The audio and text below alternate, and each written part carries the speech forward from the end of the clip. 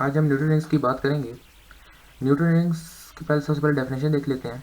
Type of rings of interference produced by interference due to air film, यानी कि ये interference की वो रिंग्स हैं जो कि एयर फिल्म की वजह से प्रोड्यूस होती हैं।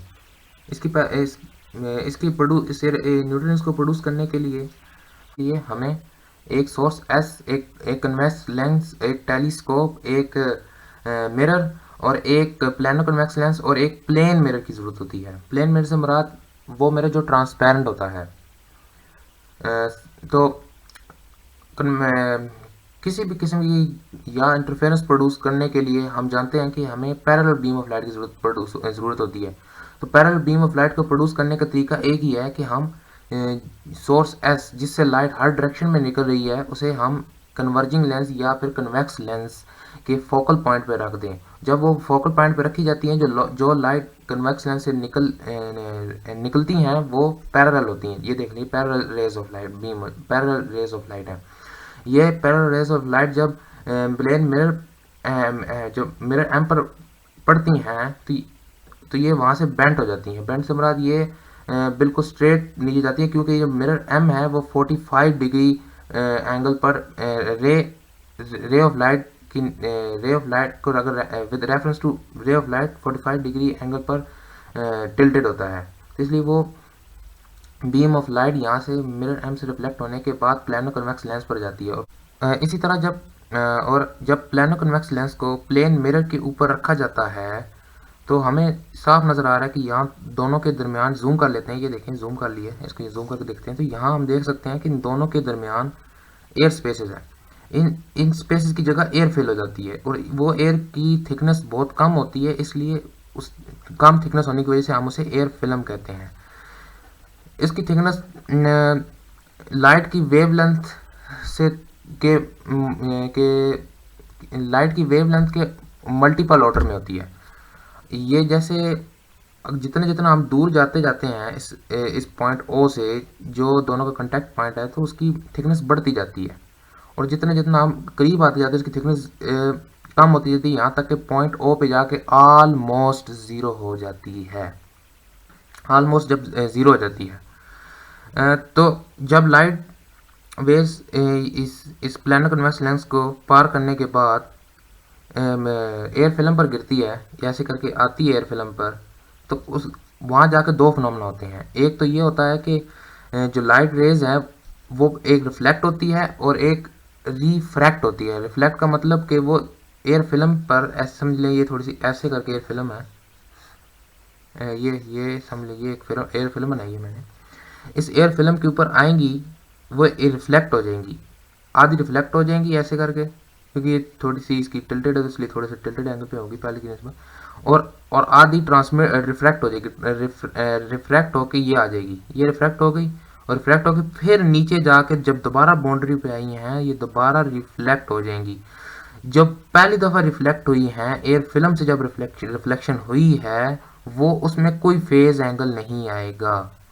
फेज चेंज जो है वो 0 डिग्री होगा, कोई चेंज नहीं आएगा। लेकिन जो लाइट रेज नीचे से रिफ्लेक्ट होके आई हैं उसमें फेज चेंज होगा।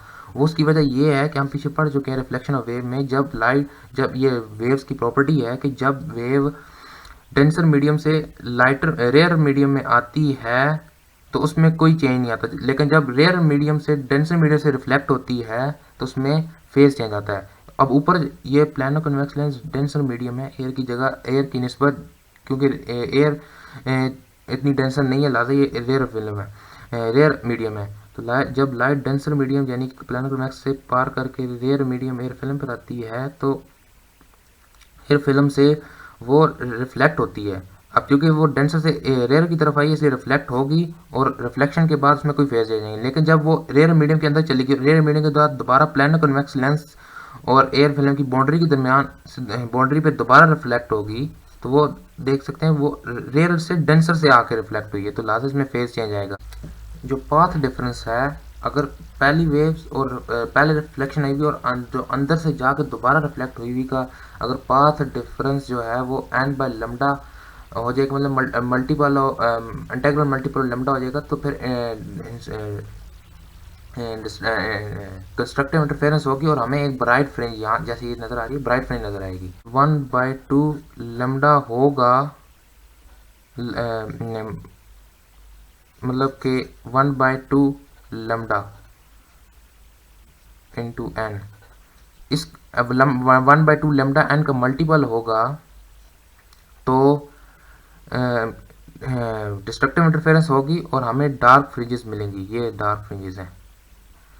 अब इसमें एक ये बात इंपॉर्टेंट है कि ये इसके जो सेंटर है न्यूट्रल रिंग का वो डार्क नहीं होता है। उसकी वजह ये है कि जब लाइट, जब आप देख सकते हैं ये बिल्कुल सेंटर जो है वो बिल्कुल एक पॉइंट नहीं, क्योंकि पॉइंट ऑफ कांटेक्ट तो सिर्फ एक पॉइंट है, लेकिन सेंटर एक पॉइंट ऑफ कांटेक्ट बिल्कुल एक पॉइंट नहीं है, जबकि ये तो एक बहुत बड़ा एरिया है, बल्कि सबसे ज़्यादा डार्कनेस इधर ही है, इसी एरिया में।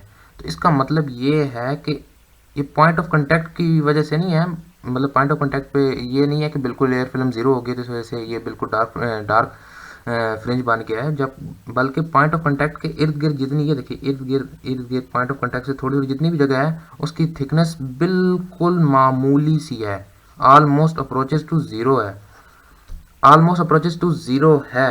अप्रोचेस टू ज़ीरो से मुराद एयर फिल्म एग्जिस्ट करती है। तो लिहाजा एयर फिल्म एग्जिस्ट करने की वजह से मतलब लाइट रेयर से डेंसर की तरफ आएगी, उसके अंदर फेज चेंज आएगा 180 डिग्री का।